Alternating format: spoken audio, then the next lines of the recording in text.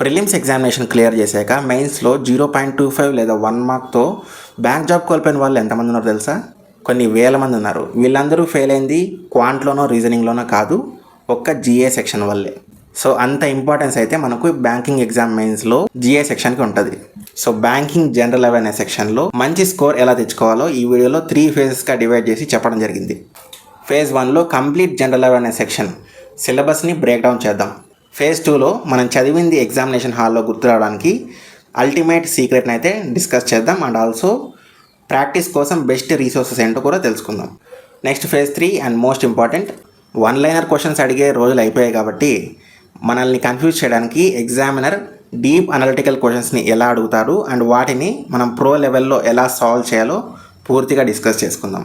Banking exams mains లిస్ట్లో మీ పేరు ఉండాలంటే ఈ వీడియోని ఎక్కడ స్కిప్ చేయకుండా చూడండి అండ్ పెన్ అండ్ పేపర్ని మీ దగ్గర పెట్టుకోండి. ఇంపార్టెంట్ పాయింట్స్ని నోట్ చేసుకోండి. So let's get into the video. ముందుగా phase 1 decoding 3 pillars of general awareness. So మనకు బ్యాంకింగ్ జిఏ సెక్షన్లో 3 పిల్లర్స్ ఏంటి? First banking and financial awareness, second current affairs, third static GK. So ఈ 3 pillars పైన మనం grip తెచ్చుకున్నామంటే సగం యుద్ధం గెలిచినట్లే. Pillar number 1 banking and financial awareness. ఇది ఈ సెక్షన్కి గుండెకాయ లాంటిది. ఎందుకంటే ఎగ్జామినర్ మిమ్మల్ని బ్యాంకర్ లాగా చూడాలనుకుంటారు. సో క్వశ్చన్స్ కూడా వాటి నుంచి అడుగుతారు. ముందుగా బ్యాంకింగ్ అండ్ ఫినాన్షియల్ అవేర్నెస్ ఎలా చదవాలో తెలుసుకుందాం. First RBI regulations. Reserve bank of India ప్రతి 2 నెలలకు ఒకసారి రిలీజ్ చేసే పాలసీ రూల్స్. రెపో రేట్ పెరిగిందా, రివర్స్ రెపో రేట్ తగ్గిందా, అసలు రేట్లు పెంచితే మార్కెట్లో మనకు లోన్స్ ఎందుకు కాస్ట్లీ అవుతాయి, ఇలాంటి పూర్తి విషయాల్ని మనం క్యూరియాసిటీతో నేర్చుకోవాలి. వీటితో పాటు ఏదైనా కమర్షియల్ బ్యాంక్ రూల్స్ని బ్రేక్ చేస్తే వాటికి వేసే పెనాల్టీ అండ్ కొత్తగా తీసుకొచ్చిన rules most important. Next banking terminology. అసలు ఎన్పిఏ అంటే ఏంటి, బ్యాంకులు మునిగిపోకుండా ఉండే బ్యాడ్ బ్యాంక్ కాన్సెప్ట్ ఏంటి, ఇన్ఫ్లేషన్ అంటే ఏంటి, బ్యాంకులు ఇన్ఫ్లేషన్ ఎలా కంట్రోల్ చేస్తాయి, కంట్రీ జీడిపి ఫోర్కాస్టింగ్ ఎలా చేస్తారు, ఇలా పూర్తి విషయాలను అయితే మనం అనలైజ్ చేసుకోవాలి. Next digital banking and innovations.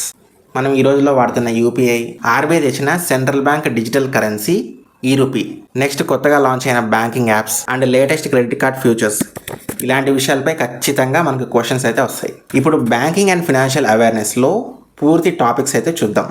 First RBI and it's functions, second types of bank accounts and deposits, third negotiable instruments, fourth digital banking and payment systems, fifth inflation and GDP, sixth NPA and bad loans, seventh financial markets, eighth financial inclusion and priority sector lending పిఎస్ఎల్.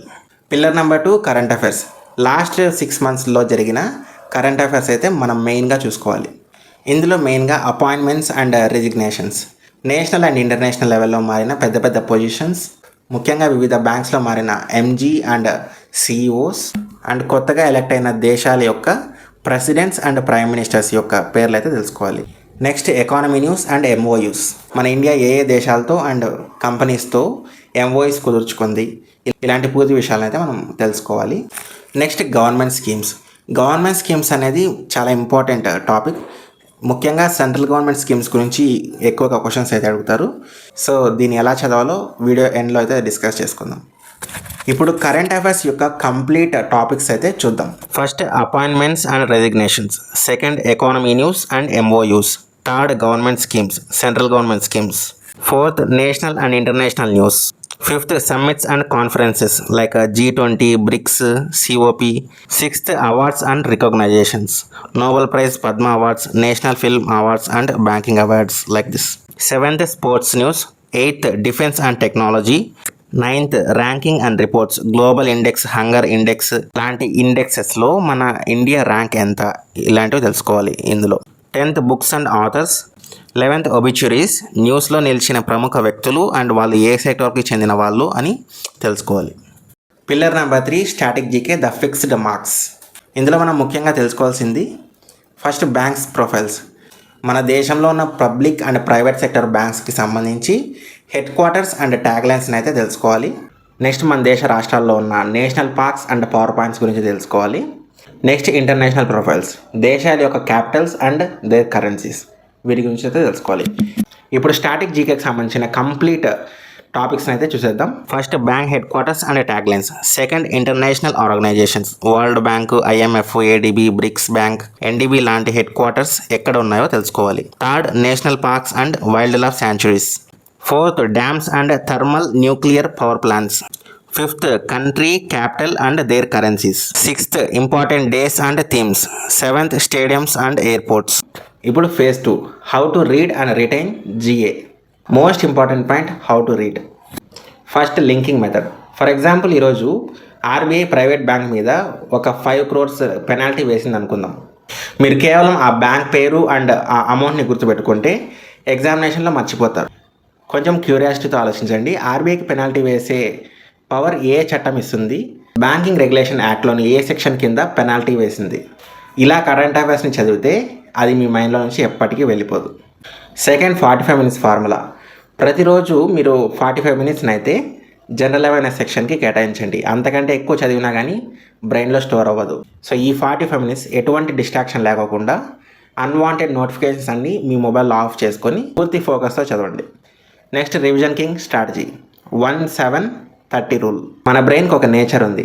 ఈరోజు చదివింది వారం తర్వాత 80% మర్చిపోతుంది. So అందుకే మనం 1-7-30 rule అయితే follow అవుతాం. First, daily. ఈరోజు చదివింది రేపు పొద్దున్నే కొత్తగా స్టార్ట్ చేసినప్పుడు జస్ట్ రివైజ్ చేసుకోండి. Next 7, weekly. వారం మొత్తం చదివింది సండే రోజు ఒక 2 hours అయితే జిఏ సెక్షన్కి కేటాయించి పూర్తిగా రివైజ్ చేసుకోండి. Next 30, monthly. మంత్ మొత్తం చదివింది మంత్ ఎండ్లో ఒక పీడిఎఫ్ని డౌన్లోడ్ చేసుకొని దాన్ని ప్రింట్ తీసుకొని మెయిన్ పాయింట్స్ని హైలైట్ చేసుకొని దాన్ని రివైజ్ చేసుకోండి. So next, resources for practice. Daily practice కోసం అఫైర్స్ క్లౌడ్ అండ్ అడ్డా 247 యాప్స్ని డౌన్లోడ్ చేసుకోండి. వీటిలో డైలీ వాళ్ళు ఈవినింగ్ పూట కరెంట్ అఫైర్స్ని అయితే అప్డేట్ చేస్తారు. సో వాటిని చదివాక వెంటనే మీరు క్విజ్ కూడా అటెంప్ట్ చేయొచ్చు. సో చదివింది ఇంకా బాగా గుర్తుంటుంది.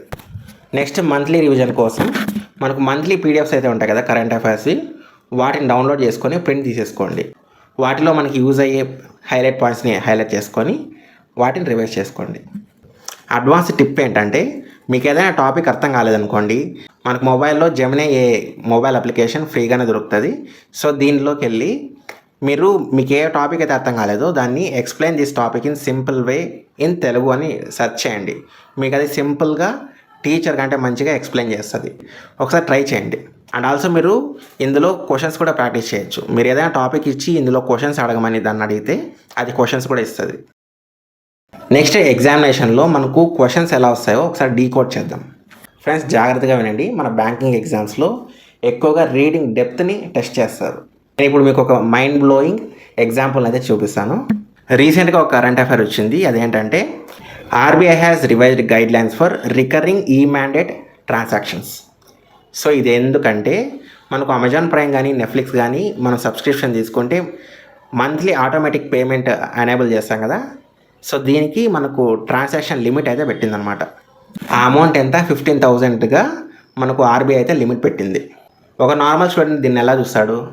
ఓకే, ఆటో పేమెంట్ లిమిట్ని 15,000కి పెంచారు, ఒకవేళ లిమిట్ మించితే ఏఎఫ్ఏ అడిషనల్ ఫ్యాక్టర్ అథెంటికేషన్ కావాలని జస్ట్ ఒక లైన్ చదివి వదిలేస్తారు.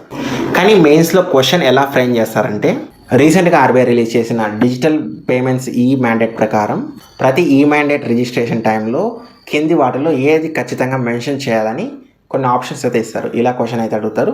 అండ్ ఆల్సో ఇంకో విధంగా ఈ న్యూ రూల్స్ ఏ డేట్ నుంచి అమల్లోకి వచ్చాయని కూడా అడుగుతారు. సో ఇలా క్వశ్చన్స్ అయితే ఫ్రేమ్ చేస్తారు. మనకు డైరెక్ట్గా క్వశ్చన్స్ అడగరు. చూసారు కదా ట్విస్ట్. మీరు కేవలం 15,000 అనే నంబర్ని గుర్తుపెట్టుకుంటే ఇక్కడ మార్క్స్ పోతాయి.